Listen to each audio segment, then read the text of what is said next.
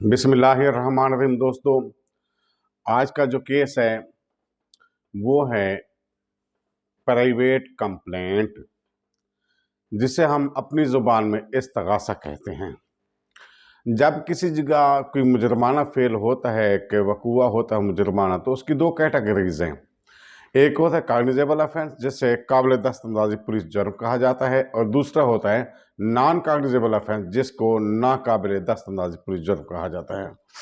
जो cognizable offence होता है, तो किसी भी जरिए से इंफॉर्मेशन जब पुलिस को मिलती है, या जो कंप्लेनेंट होता है, मुद्दई होता है, वो दरखास्त पेश करता है मकामी पुलिस स्टेशन पर एसएचओ को, या वो स्टेटमेंट रिकॉर्ड करवाता है तफ्तीशी के जरिए, आईओ के जरिए, तो फिर एफआईआर दर्ज हो जाती है। अगर एफआईआर दर्ज ना करे पुलिस, तो 2016 में सुप्रीम कोर्ट की एक जजमेंट आई थी कि फिर डीपीओ को दरखास्त देनी चाहिए। अगर डीपीओ की तरफ से भी अगर पर्चे का हुक्म ना हो, या फिर वो दरखास्त जो डीएसपी को या मकामी एसएच को रेफर कर दे, तो फिर आप सीपीओ या आरपीओ को दरखास्त दे सकते हैं।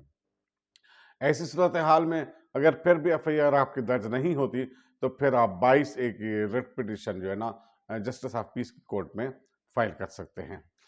तो अगर justice of peace direction they they FIR की अंडर सेक्शन 154 सीआरपीसी, तो फिर तो पर्चा दर्ज हो जाता है। अगर जस्टिस ऑफ पीस डिसमिस कर दे, तो आप उसको जो है ना कॉन्स्टिट्यूशन ऑफ पाकिस्तान का आर्टिकल 199 के तहत हाई कोर्ट में रिट पिटीशन फाइल कर सकते हैं। अगर हाई कोर्ट आपकी रिट को एक्सेप्ट करती है, तो फिर मुकदमा आपका दर्ज हो जाएगा आपके मुलजमान के खिलाफ। और अगर हाई कोर्ट डिसमिस करती है, तो फिर उसका जो अल्टरनेट है, वो जो है ना अल्टरनेट इस्तगासा है, प्राइवेट कंप्लेंट जो है ना ज़ेर दफ़ा 200 ज़ाब्ता फौजदारी के तहत मजिस्ट्रेट की कोर्ट में फाइल होता है।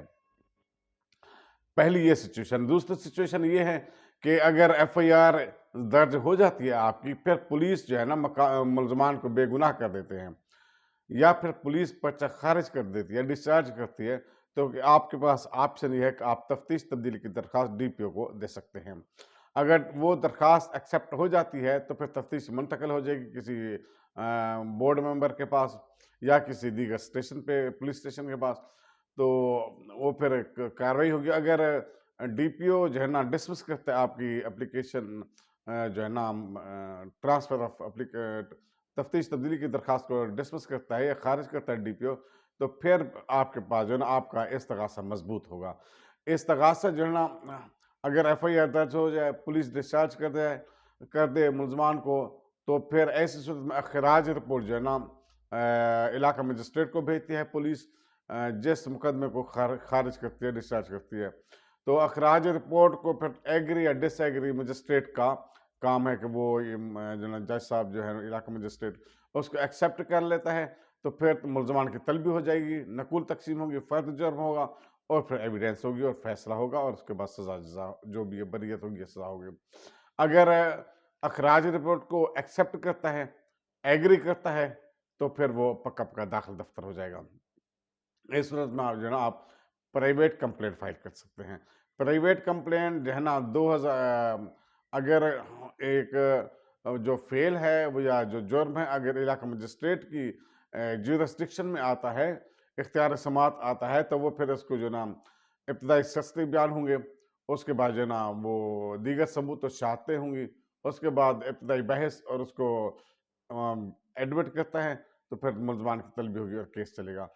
अगर इस्तगासा जो है ना उसकी ज्यूरिसडिक्शन में नहीं आता, तो दफ़ा 201 ज़ाब्ता फौजदारी के तहत वो जो है ना कंपिटेंट फोरम यानी कंपिटेंट कोर्ट में भेजेगा, यानी डिस्ट्रिक्ट एंड सेशन जज साहब के पास भेजेगा।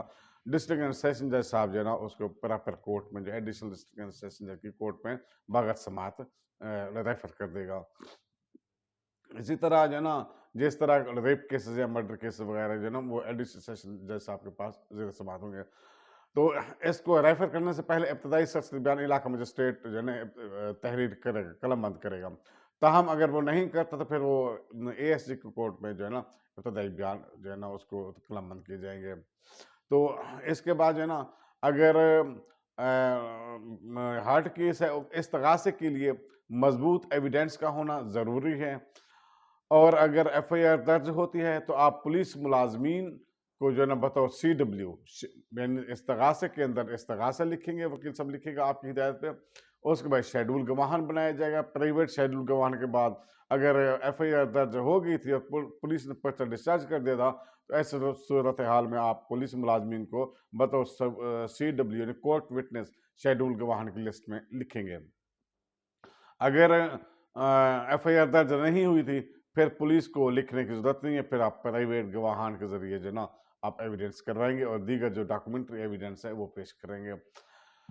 अगर रेप केसेस है या हर्ट केस है जिसमें डॉक्टर की जरूरत होती है या लेडी डॉक्टर की, तो आप जो ना अगर वो केसेस हैं तो उनमें जो ना आप डॉक्टर को या लेडी डॉक्टर जो भी केस होगा उसको शेड्यूल गवाहन की लिस्ट में लिखेंगे। उसके बाद जो है ना आप इस्तगासा फाइल हो जाएगा आपका, आपके इब्तिदाई सस्ती बयान होंगे, आपकी एविडेंस लिखने के बाद आप डॉक्यूमेंट्री एविडेंस पेश करेंगे।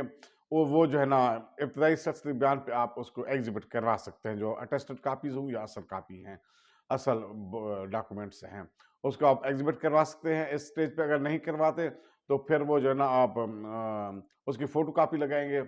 उसके बाद इब्तिदाई बहस होगी। इब्तिदाई बहस के बाद अगर जैसा आप उसको एडमिट कर लेते हैं तो मुलजमान को नोटिस चला जाएगा।